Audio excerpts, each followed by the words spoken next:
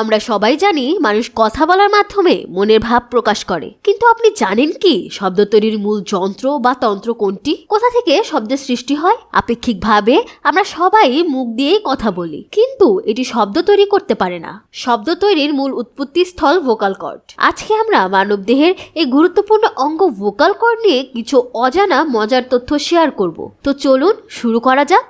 Number 1, vocal cord হলো দুটি নমনীয় পেশি যা আমাদের গলার মধ্যে থাকে এবং শ্বাসনালীর উপরিভাগে অবস্থান করে। এটি কম্পনের মাধ্যমে বিভিন্ন ফ্রিকোয়েন্সির সাউন্ড ওয়েভ তৈরি করে।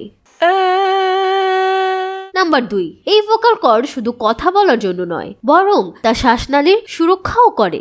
এছাড়া খাবার বা তরল গলা অবধি গেলে ভোকাল কর্ড স্বয়ংক্রিয়ভাবে বন্ধ হয়ে যায়। নাম্বার 3, আমরা হয়তো সবাই জানি শ্বাস ফেলার সময় ভোকাল কর্ড কাঁপে, তবে আমরা অনেকেই হয়তো এটা জানি না যে এই কম্পনই শব্দ তৈরির মূল কারণ।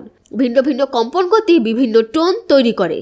নাম্বার 4, পুরুষদের ভোকাল কর্ড সাধারণত নারীদের তুলনায় মোটা এবং লম্বা, তাই পুরুষদের কণ্ঠ হয়ে ওঠে মোটা ও গম্ভীর। নাম্বার 5, একজন নারীর ভোকাল কর্ড বয়স ভেদে প্রতি সেকেন্ডে 200 থেকে 250 বার পর্যন্ত কাঁপে, যার কারণে নারীর কণ্ঠ চিকন শোনায়, এবং পুরুষের ভোকাল কর্ড প্রতি সেকেন্ডে 100 থেকে 150 বার পর্যন্ত কাঁপে, যার কারণে পুরুষের কণ্ঠ তুলনামূলক মোটা শোনায়। তবে একজন প্রশিক্ষিত গায়ক তার ভোকাল কর্ড প্রতি সেকেন্ডে 1000 বার পর্যন্ত কাঁপাতে সক্ষম। সুপ্রিয় দর্শক, আজকের ভিডিওটি আপনাদের কেমন লাগলো তা কমেন্টে জানাতে একদমই ভুলবেন না। ভিডিওটি ভালো লেগে থাকলে ভিডিওটিতে লাইক ও চ্যানেলটি সাবস্ক্রাইব করে পাশে থাকার অনুরোধ রইল।